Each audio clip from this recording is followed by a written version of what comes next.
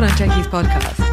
I'm your host, tech entrepreneur, executive coach, and Chicago Booth MBA, Sophia Mathieva. My aim here is to help you have a great career in the digital age. In a time when even your coffee shop has an app, you simply have to speak tech.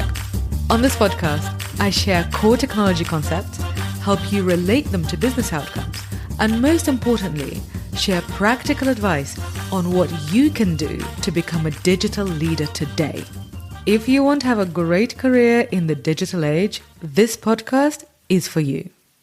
Hello, smart people. How are you today? First of all, thank you to all of the delightful people who leave ratings and reviews and who leave lovely comments on the Tech for Non-Techies YouTube channel and on our social media. I read all of your comments, I really do, and I love hearing from you.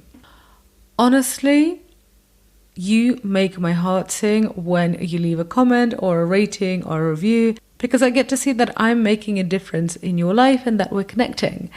And if you haven't yet left this podcast a rating and a review, I invite you to do so now, because it's just a wonderful thing to do and it literally takes less than a minute. This week, I'm preparing to go to Milan to speak at a conference. And as I've been making notes for my talk, I realized that actually you might want to hear what I have to say there too. I am going to speak at the GMAC European Conference, which is held at Bocconi, and Bocconi is Italy's #1 business school. And I'm going to talk about how business schools need to adapt to the digital age. And GMAC stands for the Graduate Management Admissions Council, and that's the body that administers the GMAT exam, which everybody has to take to get into an MBA course, and I took it and I hated it. In this episode, I'm going to tell you where business school education is not helping as much as it could, because most business schools haven't really adapted to the digital age. And there are actually fairly easy, fairly small things that they could do, which don't really cost that much, but could have a huge, huge impact. This episode is useful for people who have MBAs, obviously. It's also useful for people who are considering MBAs. And also it's useful for those who work with or who hire MBAs, which I know kind of narrows it down to knowledge workers. If you understand where business school graduates can shine, and also where you see where they aren't at their best, you can be a good boss, and also you can be a realistic employer. And I'm sharing this as somebody who has gone to business school, somebody who has taught at business school, and I've also hired MBA grads, and I teach MBA grads who are my clients. So basically, I know what I'm talking about from various different angles. And long-time listeners of this show will know that I spent $180,000 on my MBA from Chicago Booth. And yeah, that's a lot. And honestly, I do think that it was an excellent investment. But I also think that it wasn't enough to prepare me to thrive in the business world as it is today. And also, it doesn't have to be this way. My dissatisfaction with what I learned at business school is actually what led me to create Tech for Non-Techies. And you know what's interesting? Today, the largest proportion of my revenue comes from Chicago Booth graduates, closely followed by MBA degree holders from other top schools. So Tech for Non-Techies alumni today, they also have degrees from Harvard Business School, from Oxford University, Wharton, London Business School, INSEAD, and so on. And this is pretty impressive, right? Because I've just literally named you some of the world's top business schools. And I've only started running advertising campaigns for Tech for Non-Techies recently, which means that the grads from all of these illustrious institutions, they found my work by themselves. And this is telling, because if their business schools were providing them an opportunity to learn important digital and innovation skills, fewer people would be proactively seeking me out. Because think about this. A degree from a top school is about $200,000 today. So if you have just paid $200,000 for a course, are you going to be that keen to start investing in other courses straight away? I mean, I don't know about you, but when I was in that position, I paid for things, but I did not want to, let me tell you. People do this, and I did this because they know that they need it, because business schools are still teaching curricula that they taught 20 years ago. But before I get furious emails from business school operators, I want to be fair because there has been some change. What business schools have started doing to adapt to the digital age is offering hardcore coding and data science courses as part of the MBA program. And, I'll admit this is better than nothing, but actually I don't think that's the right solution because what they're doing is far more complicated and less pleasant to learn. And also it's something that's far less effective. So it's unpleasant, it's not fun, and it's not that effective. So let's do something better. First of all, let us acknowledge that a business school degree is not a computer science degree. You shouldn't get an MBA to become a coder. If you want to become a coder, do a course applicable to that.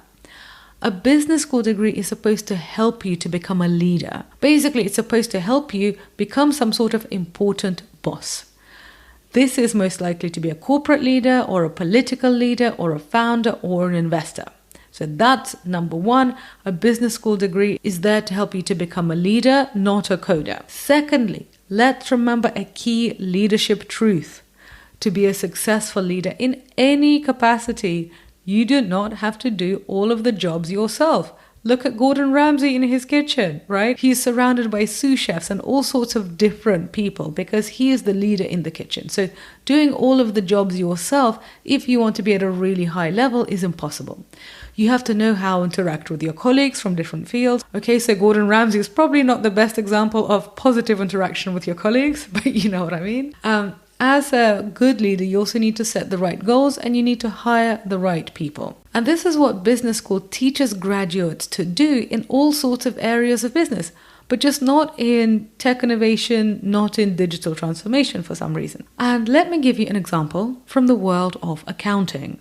And my dear smart people, this is going to be a short example because I hate accounting. When I was at Chicago Booth, we had to take a financial accounting course pretty early on in our degree. It's one of the foundational courses, which makes sense because you literally cannot lead a business if you don't know how to read a balance sheet. And this financial accounting course was 1 quarter long, and that's about 3 months. And this course was not a CPA qualification. Nobody expected you to become an accountant after doing this course. Instead, we learned core terminology so we could read financial statements, so we could ask the right questions, and so we could make business decisions based on accounting and financial information. And today, I run a business. And I am so happy to report that I do not prepare my own financial statements. I would literally find that soul-destroying and just so dull. My accountants prepare the statements and I review them and I sign them off. Business school graduates need the equivalent of this kind of overview course when it comes to tech. Learning to code is simply not the best investment of time or effort for many business leaders and for many MBA grads. It takes a long time to become a proficient coder. And it still doesn't give you a holistic overview of how digital technologies get made. Even if you were to learn Python, you still won't know how product goals relate to business goals and why user experience research matters or how to assess your product's success. So yes, if you want to learn to code, go for it, but just know that it's not imperative and you are still going to need this holistic overview. What professionals absolutely need to know today is how to work with people who code. So not necessarily code, but work with people who code. Business schools must teach people to become digital collaborators and learn how to work with developers, data scientists, user experience designers, and product managers. This does not mean completely retraining. Business school thankfully did not force me to completely retrain into an accountant, but they taught me how to work with accountants and how to read financial statements. This is what business schools need to give their graduates when it comes to tech too. And this is exactly why graduates of the world's top business schools come to Tech for Non-Techies. They come to get this holistic overview, not to learn a specific coding language. And this summer I met the handsome and charming Evan Spiegel, and he is the founder and CEO of Snap. And I asked him what he thought about MBAs, and I posted a video of his response on my Instagram, but basically he just politely said that he really does not rate MBAs. And it's not just Evan Spiegel. The employers I have spoken to at Amazon, at LinkedIn, at Meta, they all said that they're far more impressed by somebody who has experience of building and shipping a product than by somebody who has a top tier MBA. And this is very painful to hear if you are literally up to your neck in business school debt. I do understand why business schools are behind, although, empathy is not sympathy. The tech sector is very young, and I get that. When I graduated from college in 2005, the technology sector simply was not what it is today. The typical jobs that the smartest graduates considered were in investment banking, in consultancy, or in advertising. And the world has changed since then. And so the skills that we were learning and the skills that business schools are still teaching, they're not enough. Today, Amazon, which was founded in 1994, and Google, which was founded in 1998, both living memory for me, these tech employers, they are now in the top 5 recruiters of MBAs. And they weren't even in the top 10 in 2002. So you see, they came into fruition fairly recently, and they rose to become the top MBA recruiters even more recently. What this means is that big tech companies are now some of the biggest recruiters of MBA graduates. But the graduates that they recruit are rarely ready to hit the ground running, and that's why big tech companies create special retraining schemes for their MBA grads, because they can afford it. And they're also far more likely to give somebody a job who has already worked in tech or worked on tech startups or digital transformation. But if a company's pockets are not as deep as big tech, then they are not going to be that interested in an MBA graduate because they won't really have the time or the energy or the budget to retrain them. And this means that transitioning into careers in tech is really, really difficult for business school graduates. And this is a shame. I actually find this really heartbreaking because many people go to business school specifically so they could change their career, specifically so they could have a career transition. That's why they do this awful GMAT. That's why they pay these fees. That's why they get into these business schools, and it's really, really hard to get in. And then when they get there, they basically find out that the world's most lucrative sector is frankly not that impressed. And honestly, I find that really, really sad. And, frankly, this was my experience. And yes, I overcame it, but oh my God, was it difficult. So why don't business schools teach their students how apps and sites are built? Why don't they teach what really happens on a product team, given that employers and students say that this is what they want? Well, because curricula are usually made by tenured faculty who cannot be bothered to update their slides. Some of these people have Nobel Prizes, so they don't have much sympathy for an MBA student applying for jobs to pay off their tuition fees. And I think that this is a horrible, horrible shame. And it's also just ignoring the reality of the world. It's kind of weird that business school professors are literally ignoring the business reality of the world, but here we are. Big tech stocks account for around 20% of the S&P 500 index today. And my dear smart listener, S&P stands for Standard & Poor, which is what you will be if you don't understand how tech products and profits get made. And I will die on this hill, it is true. And I did not pay $180,000 to Chicago Booth to be Standard & Poor. So the bottom line is, business schools absolutely have to adapt to the business environment today. Some schools are already doing it, some are taking baby steps, some are way behind. And out of the schools that are way behind, some of them are literally at the top of the rankings, which I think also allows them to stay complacent, right? If you're a business school grad, it's very likely that you don't have an important skill set that you need to succeed today. And that's really frustrating. And honestly, I wish it was not the case. I wish that you had paid these monstrous fees and that you were just ready for the digital age. But, here we are. We're living in this moment in time and these middle times in between some people really having this knowledge and some people not having this knowledge. But what we've done with this episode is that we've diagnosed the problem, and so now you can do something about it. So invest in your digital skill set, invest in your digital leadership. And of course, I'm going to invite you to join me at Tech for Non-Techies because I set up Tech for Non-Techies exactly for this reason. Most of our members are MBA grads from the world's top schools.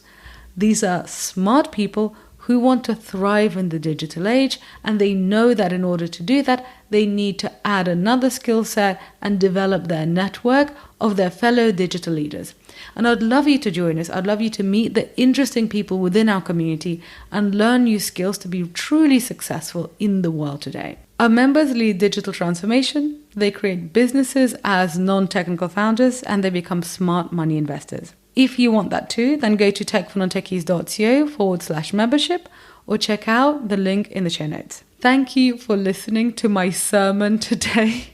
I really do appreciate your attention and your time, and I love that we spend time together every week. And if you enjoy this episode, then send it to a friend of yours who's got an MBA and ask them what they think about it. It might just really, really help them.